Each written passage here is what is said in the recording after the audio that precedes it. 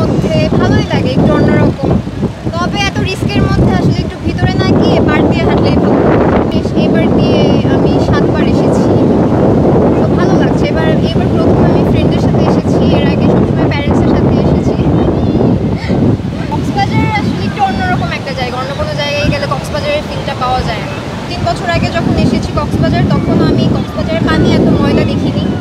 এবার এসে অতিরিক্ত পানি ময়লা দেখছি। তো আমার মনে হয় না কক্সবাজার আগামী কয়েক বছর যদি এটাকে প্রোটেক্ট করা না হয় ভালো মতো, বা এটাকে ভালো মতো যদি ওই যে সংরক্ষণ করা না হয় বা ক্লিন করা না হয়, তাহলে এটা আর ঘোরার উপযোগী থাকবে না। প্রকৃতিটা অনেক সুন্দর, কিন্তু ওয়েদারের যেটা সতর্ক সংকেতটাও মানে খেয়াল রেখে উপভোগ করা উচিত। এমনিতে তো বর্ষাকাল হিসেবে সমুদ্র অনেক সুন্দর, খুবই সুন্দর লাগছে। উত্তাল সমুদ্র সবসময় ভালো লাগে, যতবার আসি ততবারই ভালো লাগে। ওয়েদারে আসার কারণ হচ্ছে এখন বৃষ্টির দিনে আসলে সমুদ্রের যে একটা সৌন্দর্য, এটা আসলে অনেক সুন্দরভাবে ফুটে ওঠে, যেটা আমাদের জন্য আসলে ফিল করার মতো একটা ব্যাপার।